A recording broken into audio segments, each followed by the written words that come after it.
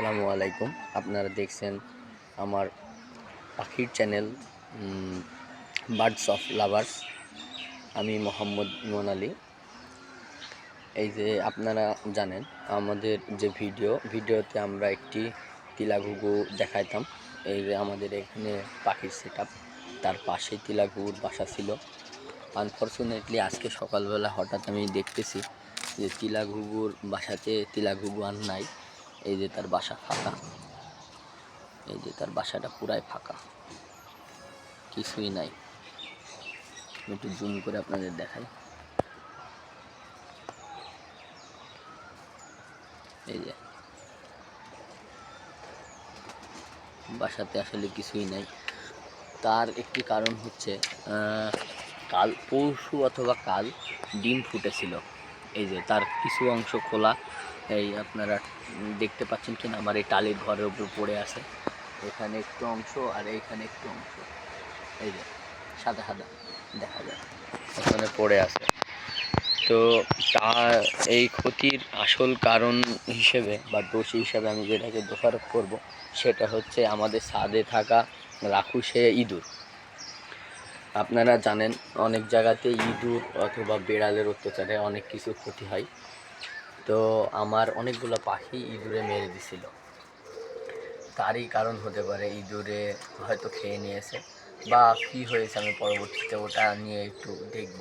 আর এই যে দেখছেন আমার ডায়মন্ড ডাব ঘুঘু পাখি, যাদের আমি ব্রিডিং কোর্স করাচ্ছিলাম, আজ 1 সপ্তাহ হয়ে গেল। আমি সকালবেলাতে একটু আগে ওদের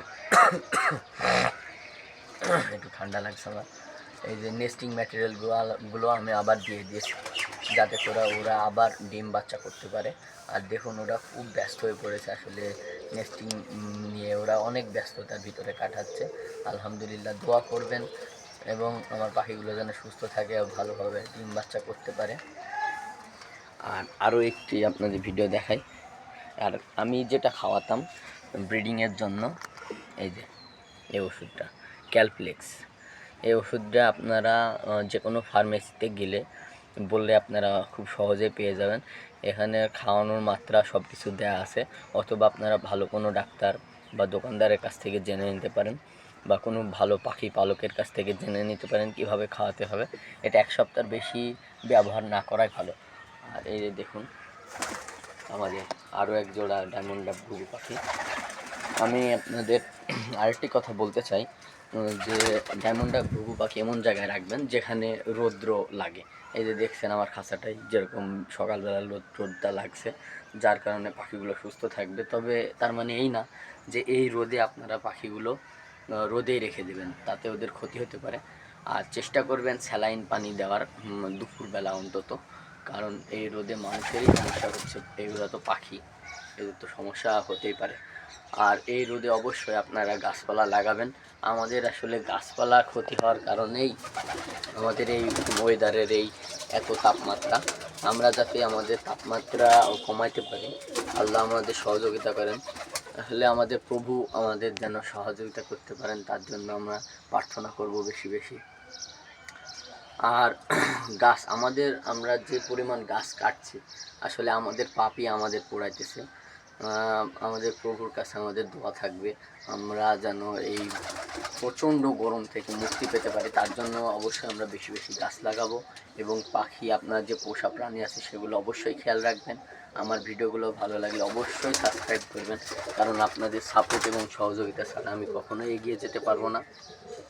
আপনারা জানেন আমি ছোট ছোট ভিডিও করি, যেগুলোর মাধ্যমে আমি চেষ্টা করি আমি নিজে শেখা এবং আপনাদের শেখানো। তবে পরিশেষে একটি কথাই বলবো, আমার যে সকল পাখি বা যা কিছু আছে আপনারা দোয়া করবেন এবং আপনারা আমাকে সাপোর্ট করবেন আমি যাতে এগিয়ে যেতে পারি। এই যে এদেরও নেস্টিং দেওয়া আছে, এরাও খুব সুন্দর মতো নেস্টিং করতেছে আলহামদুলিল্লাহ। পরবর্তীতে যখন ডিম পারবে আপনাদের অবশ্যই আমি দেখাবো। আসসালামু আলাইকুম। আজকের ভিডিও এই পর্যন্তই। ভালো লাগলে অবশ্যই সাবস্ক্রাইব করবেন।